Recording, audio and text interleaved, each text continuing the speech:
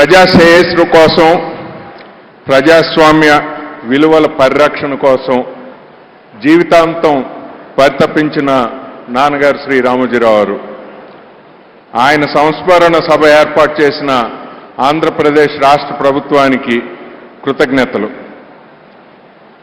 ఈ సభను నాన్నగారి ఆలోచనలు, ఆశయాలను ముందుకు తీసుకెళ్లే సంకల్ప సభగా మేమందరం భావిస్తున్నాం. ఆయన ఎప్పుడూ ప్రచారాన్ని ఇష్టపడేవారు కాదు. మనం చేసే పనులు ప్రజోపయోగకరమైనవా కాదా అనేదే చూడమనేవారు. ప్రజాస్వామ్యం ప్రమాదంలో పడినప్పుడు ఆయన ఎప్పుడు ముందుండేవారు. అలాగే పౌరులు ప్రజలకు ఇబ్బందులు కలిగినప్పుడు వాళ్ళందరికీ రక్షా కవచంగా ఉండేవారు. ప్రజల హక్కుల్ని పాలకులు కబళించినప్పుడల్లా ఆయన బాధితుల పక్షం వహించేవారు. ఎక్కడ ఏ ఉపద్రవం వచ్చినా ఆదుకోవటానికి దేశంలో ఎక్కడైనా కావచ్చు, ఒక్క తెలుగు రాష్ట్రాలనే కాదు, దేశంలో ఎక్కడైనా కావచ్చు, ఆయన సిద్ధంగా ఉండేవారు.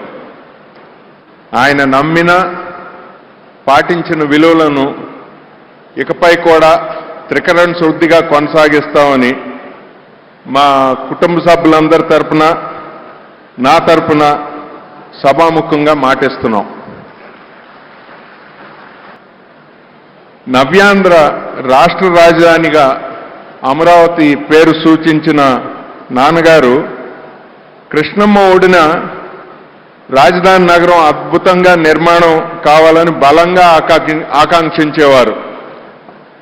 ఆ శంకుస్థాపనకు కూడా గౌరవ చంద్రబాబు నాయుడు గారి ఆహ్వానంపై వచ్చి ఆయన ఆనందం పంచుకున్నారు. వారి ఆకాంక్షలకు అనుగుణంగా అమరావతి నూతన నగరం అపురూపంగా తయారై యావత్ దేశానికే కీర్తి ప్రతిష్టలు తేవాలనే సంకల్పంతో మా కుటుంబం తరపున 10 కోట్ల రూపాయలు విరాళంగా అందజేస్తున్నాం.